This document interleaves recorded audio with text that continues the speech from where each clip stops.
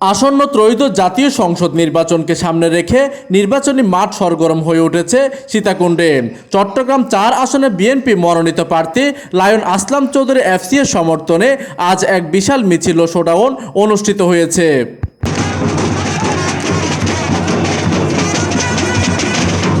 চট্টগ্রাম উত্তর জেলা যুবদলের যুগ্ম সম্পাদক রোকনউদ্দিন মেম্বারের উদ্যোগে আয়োজিত এই মিছিলে নেতাকর্মীদের ঢল নামে। আজ ৮ ফেব্রুয়ারি বিকেলে সীতাকুণ্ড উপজেলা ফকিরহাট থেকে মিছিলটি শুরু হয়।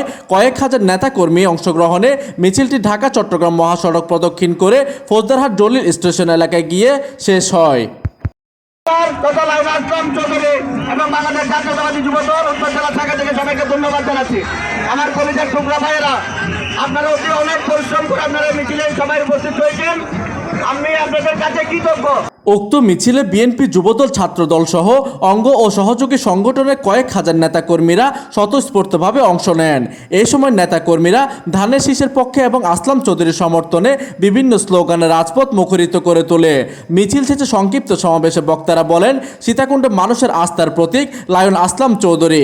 আগামী 12 ফেব্রুয়ারি নির্বাচনে ব্যালটের মাধ্যমে সাধারণ মানুষ তাদের অধিকার পুনরুদ্ধার করবে এবং ধানের শীষের বিজয় নিশ্চিত করবে বলে সমাবেশ থেকে বক্তারা বলেন।